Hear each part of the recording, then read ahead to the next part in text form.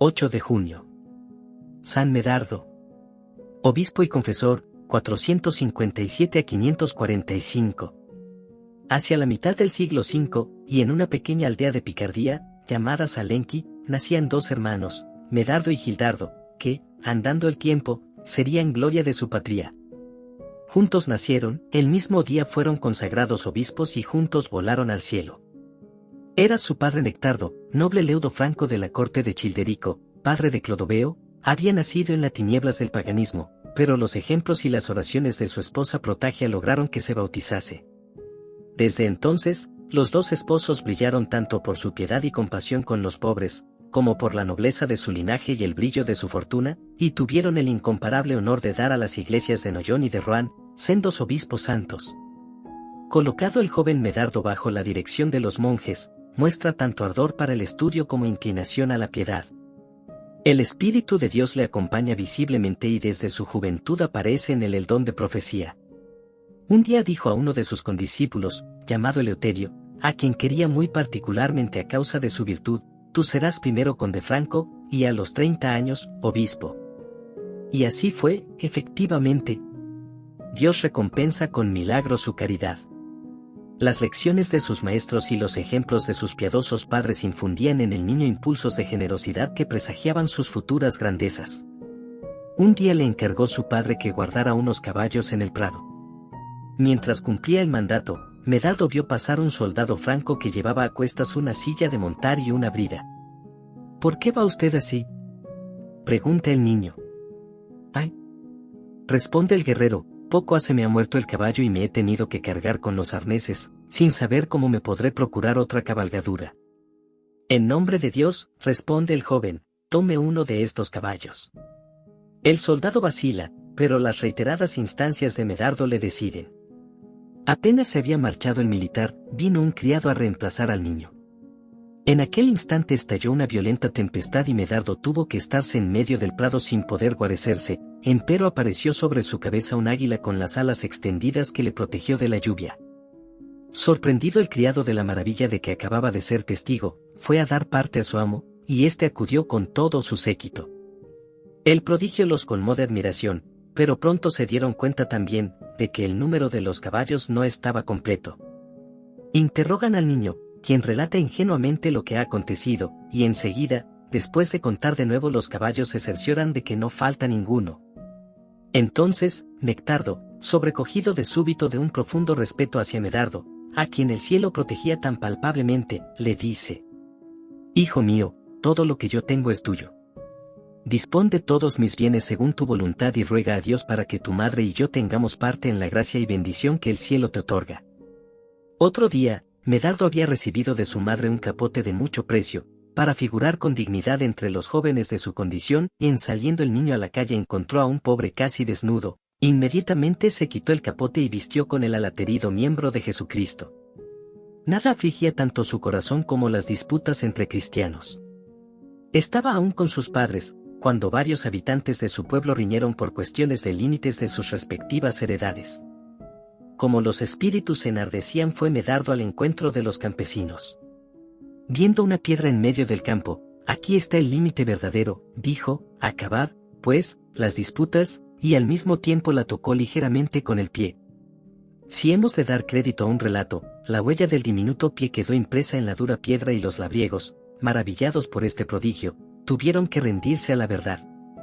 Asiduo a la oración, a las vigilias y a los ayunos, Medardo progresaba día a día en santidad. Al decir de sus biógrafos era un peregrino en la tierra, pero su vida pura y obediente le hacía pasar por un habitante del cielo. Se consagra al servicio de Dios.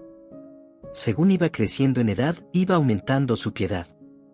Como Gildardo seguía la misma ruta, los padres comprendieron entonces que Dios llamaba a sus hijos al servicio del altar.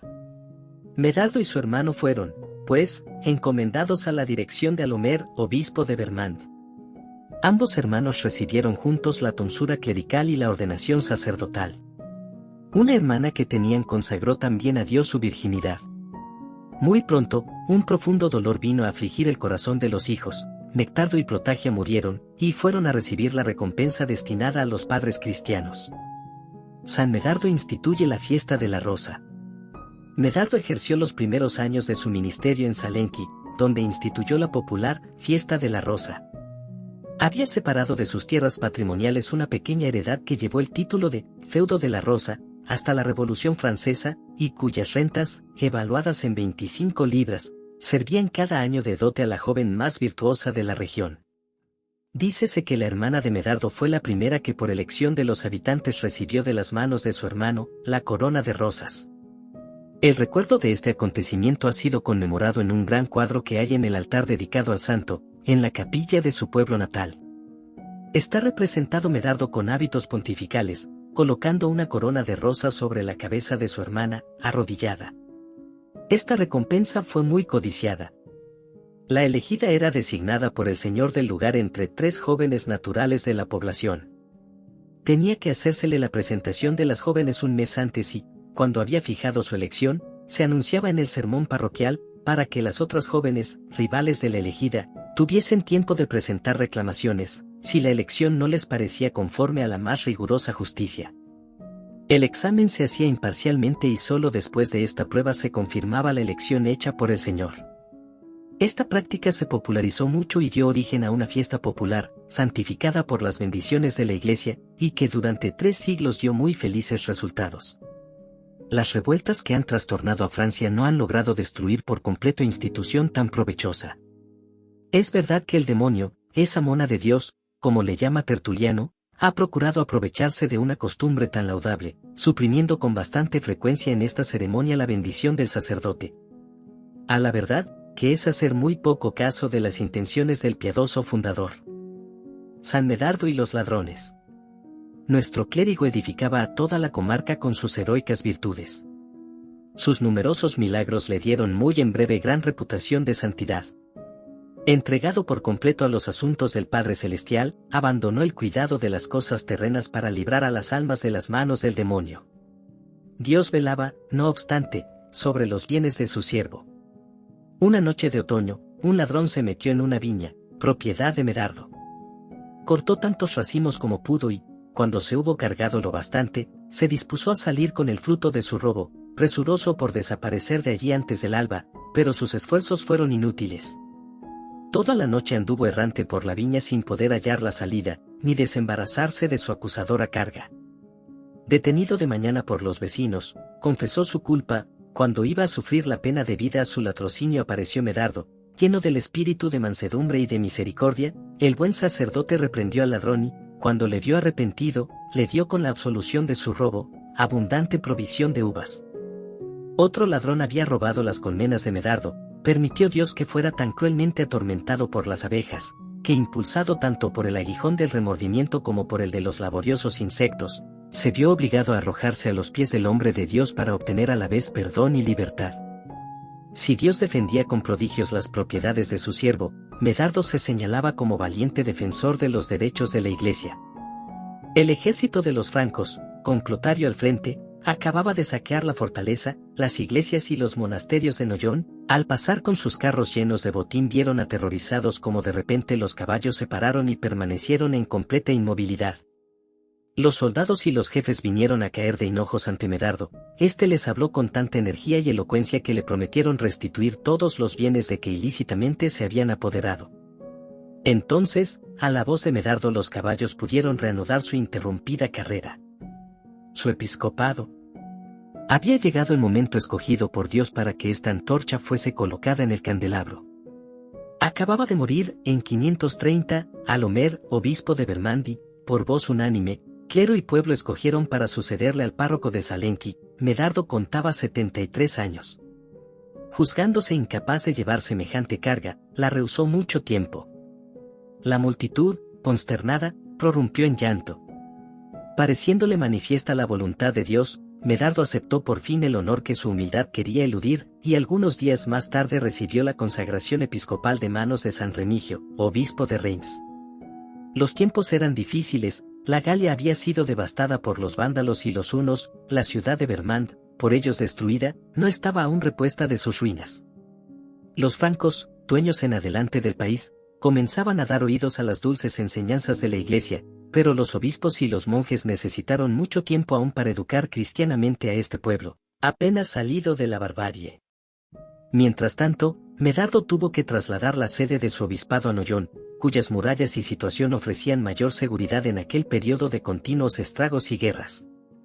Casi inmediatamente después que el óleo santo se hubo derramado sobre la frente de Medardo, quedó vacante la sede de Tournai, por muerte de San Eleuterio, pastor de esta ciudad y amigo del obispo de Noyon.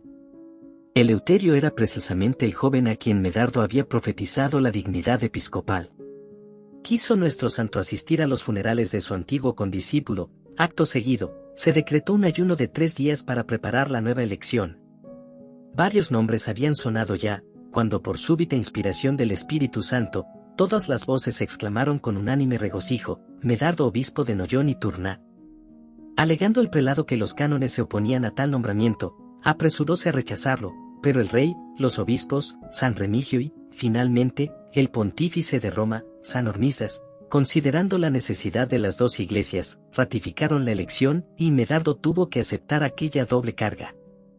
Al propio tiempo que se posesionaba de la sede de Noyon, Gildardo, su hermano, conocido también con el nombre de Godardo, era consagrado obispo de Rouen.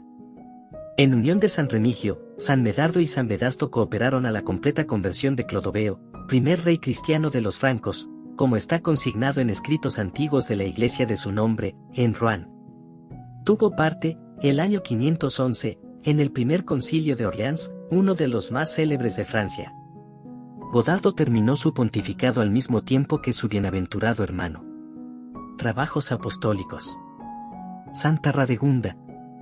El obispo de Noyon y Tournai se consagró por entero a la salvación de las almas. No es tarea fácil relatar lo mucho que tuvo que sufrir por parte de los infieles, vióse a menudo amenazado de muerte y condenado por los malvados al último suplicio, pero como era inquebrantable en medio de estas persecuciones y soportaba los malos tratos con una constancia nunca desmentida, triunfó al fin de la pertinacia de los infieles y libertinos, y, en poco tiempo, operó tantas conversiones y regeneró tantos idólatras en las aguas del bautismo, que la comarca cambió de faz y se vio resplandecer brillantemente la luz del cristianismo. Mientras Medardo ocupaba la sede de Noyon, una reina joven, la propia mujer de Clotario, huía de las delicias y de los peligros de la corte. Radegunda, tal era el nombre de la fugitiva, había ido a postrarse a los pies del santo obispo y a suplicarle, con el consentimiento de su marido, que la consagrase al Señor y le impusiera el velo. Los nobles francos, que habían invadido la basílica, expulsaron violentamente al obispo del altar y le ordenaron con amenazas que no accediese a los deseos de la reina. Medardo estaba perplejo. Resistíase el santo pontífice a sancionar esta separación canónica, por temor de que se interpretara mal y se creyera que se trataba de pronunciar sentencia de divorcio que la ley divina declara imposible entre cristianos. Sin embargo, Santa Radegunda se había retirado al Sacrarium o sacristía. Allí, ella misma se cortó los cabellos y luego volvió revestida de un hábito religioso a postrarse delante del pontífice. Si tardáis más tiempo en consagrarme al Señor, le dijo, si teméis más a los hombres que a Dios, el buen pastor os pedirá cuenta del alma de su ovejita. Fueron pronunciadas con tal majestad estas palabras, que la asamblea toda quedó hondamente conmovida. Medardo, viendo desvanecerse sus temores, desafió las amenazas de los nobles francos y Radegunda fue consagrada a Dios. Posteriormente pensó Clotario volverla a llamar a la corte. Para conjurar tamaño peligro pidió Radegunda a un ermitaño intercediera por ella delante de Dios, y ante la posibilidad de que el rey renovase sus tentativas, tomó el propósito de fundar un monasterio en Poitiers, para hacer penitencia por Francia, de la que había sido reina. Más antes colocó sobre el altar sus ricos adornos y su diadema, y distribuyó su patrimonio entre los pobres. Su muerte. Una grave enfermedad detuvo al apóstol en sus trabajos y le dio el aviso de que se acercaba el día de las recompensas. Estaba entonces en Noyon. Al divulgarse la noticia, millares de fieles acudieron a recibir de su padre la postrera bendición. El rey Clotario llegó a inclinar su testa coronada bajo la mano bendita del obispo, luego, acercándose al oído, preguntó a Medardo si tenía que darle alguna orden. Rey de los francos, y vosotros todos los que me rodeáis, dijo el moribundo, os tomo como testigos de que quiero ser enterrado aquí en medio de mis hijos. El rey le suplicó que accediera a que su cuerpo fuese sepultado en la importante ciudad de Soissons. Medardo consintió en ello, y luego principió una oración que debía concluirse en el cielo. Fue su muerte el 8 de junio de 545. Una inmensa multitud, tanto del pueblo como de la nobleza, quiso asistir a las exequias del santo obispo. Mucho hubieran querido los habitantes de Noyon guardar entre ellos los preciosos restos de su padre, pero el rey se mantuvo firme y quiso que el cuerpo fuese sepultado en Crowy, cerca de Soissons. Clotario, ayudado de los nobles principales, llevó la preciosa carga. Fue un verdadero triunfo, realzado con numerosos milagros. Cuando llegaron a Crowy, donde el rey había determinado levantar una iglesia, el féretro quedó inmóvil y no hubo fuerza humana capaz de moverlo. Inmediatamente Clotario hizo donación a la nueva iglesia de la mitad del precioso tesoro y la carga se aligeró notablemente. La iglesia que Clotario comenzó, fue terminada con magnificencia por su hijo Sigeberto y sus sucesores. También se le agregó un monasterio que se confió a los religiosos benedictinos, fue tan ilustre, que el Papa San Gregorio le hizo depender inmediatamente de la Santa Sede, y le confirió otros grandes privilegios. En él se congregaron hasta 400 religiosos que cantaban noche y día y uno tras otro, las alabanzas divinas. Últimamente dependía de la congregación de San Mauro. Según ya hemos dicho, San Medardo fue hermano de San Gildardo, y ambos nacieron el 8 de junio y en el mismo día 8 de junio fueron los dos consagrados obispos. Murieron ambos en el mismo día y hora, de suerte que en vida, santidad, virtudes y muerte fueron tan conformes que no hay que decir del uno más que del otro. Gran ejemplo, a la verdad, y gran contraste con los que siendo hijos de un padre y de una madre que procuran enseñarlos y adoctrinarlos en todas las virtudes, saliendo el uno perfecto en ellas, el otro no le imita, sino que antes procura hacer escándalo del mundo con su manera de vivir y la total ruina de su casa. No así estos dos gloriosos mellizos Medardo y Gildardo, pues fueron tan hermanos en todo, que para conocer al uno bastaba ver al otro, ninguno se excedía ni llevaba la ventaja, pues, si uno era caritativo con los pobres, abstinente, penitente, sabio, doctor, milagroso y santo, el otro, imitándole en todo, decía y publicaba a voces que eran los dos hermanos, por lo cual hoy se gozan con iguales coronas de sempiterna gloria.